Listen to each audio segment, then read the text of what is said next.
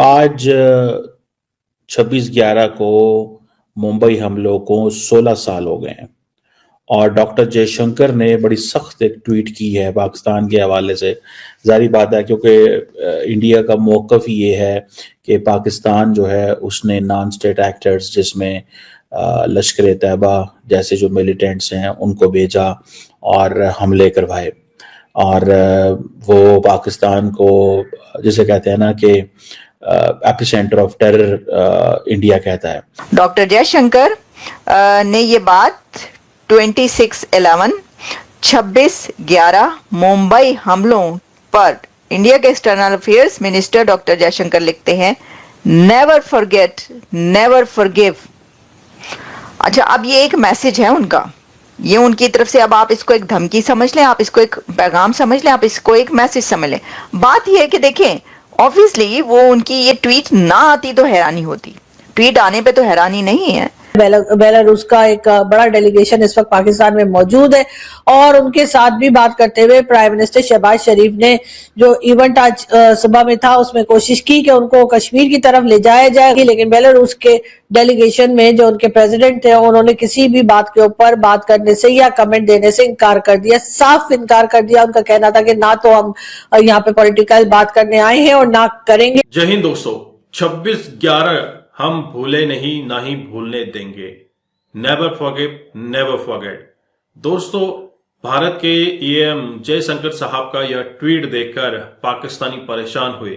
पाकिस्तानियों ने यह कहा कि भारत में जिस तरह से लश्कर तैयबा के आतंकी घुस के 26/11 का हमला किया, उसके बाद भारत पाकिस्तान को कभी माफ नहीं करेगा। लेकिन चीमा साहब कह रहे हैं कि भारत पाकिस्तान को टेरर का एपिसेंटर कहना चाहता है। क्या पाकिस्तान टेरर का एपिसेंटर नहीं है?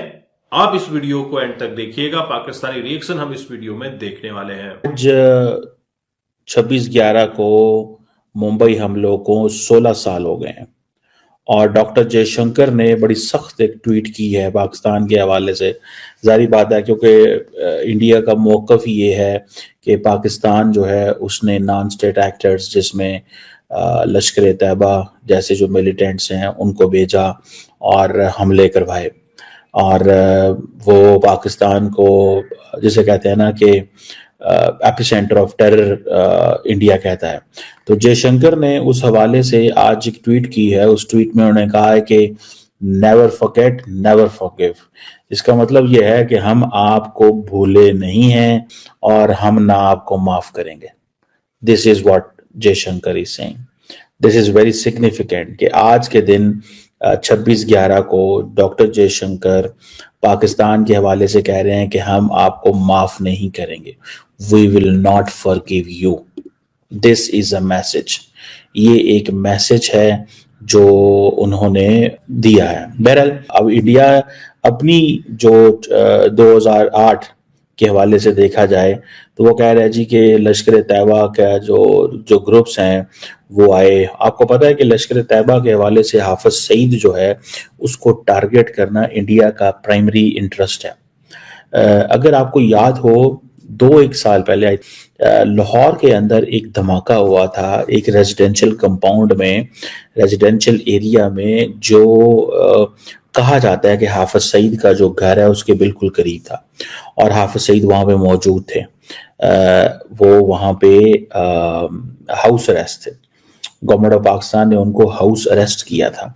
सो ये जो एक चीज़ है वो एक बड़ी जिसे कहते हैं ना लंबी चौड़ी प्लानिंग थी कि कैसे लोगों को हायर किया गया दुबई से फिर पाकिस्तान से और उनको ये कहा गया कि आप जाके हाफिज सईद के घर के बाहर वो रखें गाड़ी।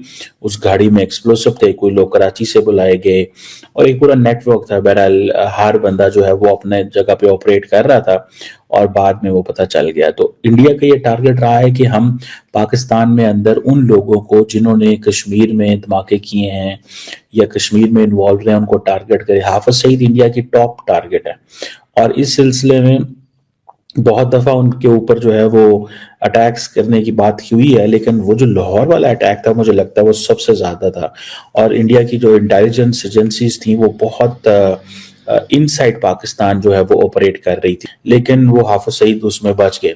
अब 26/11 के हवाले से इंडिया का जो मौकफ है कि जी 166 लोग मारे गए, सिक्योरिटी पर्सनल थे, 26 एक फॉरेन नेशनल्स थे, 300 लोग जख्मी हो गए। ये इंडिया की जो स्टोरी है ये पूरी दुनिया में बिकी है। इंडिया का ये मौकफ जो है ये पूरी दुनिया में लोगों ने बाय किया है। लोग पीपल बिलीव कि ये that was an act of terror. और ये अब इसीलिए तो डॉक्टर जयशंकर ने कहना शुरू कर दिया। देखिए, द मोमेंट डॉक्टर जयशंकर ये हल्फ लिया, सारी पोजीशन में आए, उन्होंने एक टफ लाइन ली पाकिस्तान के ऊपर, बिकॉज वो टफ लाइन जो है वो Amit Shah and prime minister Modi जो हैं उनकी तरफ से वो टफ लाइन थी।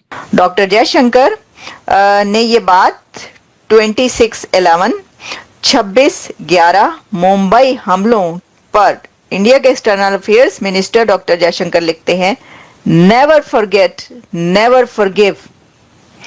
अच्छा, अब ये एक मैसेज है उनका, ये उनकी तरफ से। अब आप इसको एक धमकी समझ लें, आप इसको एक पैगाम समझ लें, आप इसको एक मैसेज समझ लें। बात ये है कि देखें, ऑब्वियसली वो उनकी ये ट्वीट ना आती तो हैरानी होती, ट्वीट आने पे तो हैरानी नहीं है। ये ट्वीट जो उन्होंने लिखी, लेकिन उन्होंने जो अल्फाज का चुनाव है वो बहुत डायरेक्ट किया है। उनके जो वर्डिंग है वो बहुत डायरेक्ट, बहुत प्रिसाइज। बस 2 लफ्जों में उन्होंने कह दिया, नेवर फॉरगेट, नेवर फॉरगिव।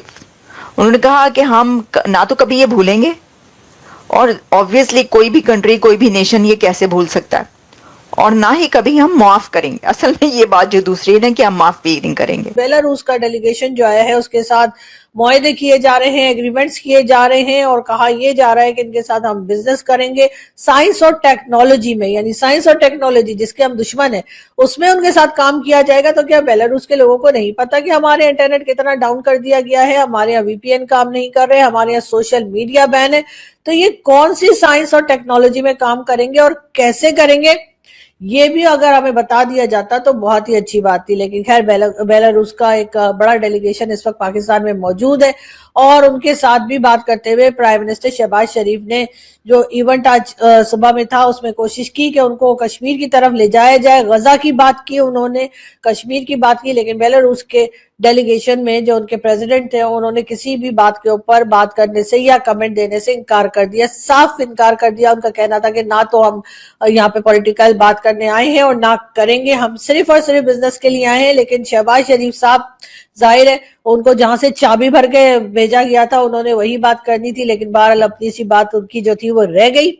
ये कोई पहली बार नहीं हुआ है, पाकिस्तान ने हर जगह जाकर कश्मीर कश्मीर किया, जहां पर कोई और एजेंडा होता है बात का वहां पर भी ये कश्मीर कश्मीर करते हैं, और फिर कुछ इसी किस्म की एम्बैरसमेंट के साथ जो है वो वापस आते हैं। पाकिस्तान में जब भी कोई आया, चाहे वो सऊदी क्राउन प्रिंस हो, चाहे रशिया के लोग हों, चाहे बेलारूस के या किसी भी कंट्री के, जब भी कोई आया है, हमारी गवर्नमेंट ने उस वक्त की, चाहे वो इमरान खान हो, नवाज शरीफ या शहबाज शरीफ, हर एक ने यही कोशिश की कि किसी तरीके से उनको खींच खांच के कश्मीर की तरफ ले जाया जाए, लेकिन किसी ने भी कश्मीर पे बात करने से इनकार कर दिया। तो दोस्तों, आपने ये वीडियो देखी और आपको आइडिया लग गया होगा कि पाकिस्तानी एक्सपर्ट्स की क्या राय है।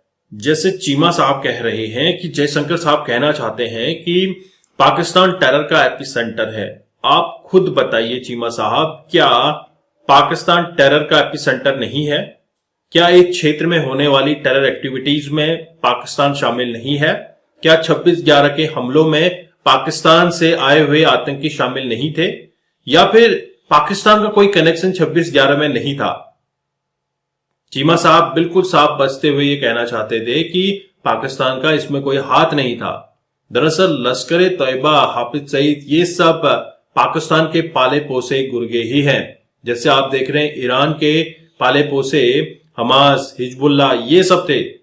अब आपको यहां पर ये कनेक्ट करना पड़ेगा कि पाकिस्तान कभी भी सामने से युद्ध नहीं जीता है, और उसने अपने आतंकी गुटों की बदौलत भारत में हमेशा आतंकवाद फैलाने का काम किया है। 26/11 के हमलों के बाद उसमें जितने भी सिविलियंस या फिर वर्दीधारी लोग शहीद हुए हैं, सभी को हमारा सैल्यूट है। सभी देशभक्तों को हम सैल्यूट करते हैं, और भारत में होने वाले इस तरह की आतंकी गतिविधियों को कंडेम भी करते हैं।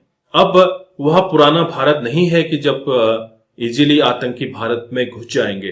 भारत में अगर कोई छोटी सी भी एक्टिविटी होती है तो उसका पूरा निचोड़ निकाल लिया जाता है, उसको जड़ से खत्म करने की कोशिश की जाती है। ये नरेंद्र मोदी सरकार है साहब। अब कोशिश मत कीजिएगा कि भारत में आकर कोई आतंकी गतिविधियां करेंगे, भारत की संप्रभुता को नष्ट करने की कोशिश करेंगे। पाकिस्तान सुधर जाए, अभी भी पाकिस्तान के पास समय है कि वह अपने आतंकी फैक्ट्री को बंद कर दे। चीमा साहब जिस तरह से बिल्कुल साफ तरीके से कह रहे हैं कि भारत कहना चाहता है कि एपिसेंटर पाकिस्तान है। क्या पाकिस्तान एपिसेंटर नहीं है? क्या पाकिस्तान में टेरर एक्टिविटीज अभी भी नहीं हो रही है? उसी का रिजल्ट है आज पाकिस्तान में गृह युद्ध के हालात हो चुके हैं। आप देख रहे हैं पीटीआई वाले इस्लामाबाद में किस तरह से उग्र प्रदर्शन कर रहे हैं, कंटेनर सड़कों पे ठोक दिए गए हैं। लगातार पाकिस्तान में जो हमले हैं वो बढ़ रहे हैं और वहां पर यह भी हो रहा है कि जितने भी आर्म फोर्सेस हैं उनको छूट दी गई है कि अगर कोई हुड़दंग मचाता है, कोई गलत काम करता है, उसको ठोक दो सीधा। ऐसे तो पाकिस्तान गृह युद्ध में झोंक जाएगा। पाकिस्तान ने जो बीज बोया है उसका फल तो उसको मिलेगा।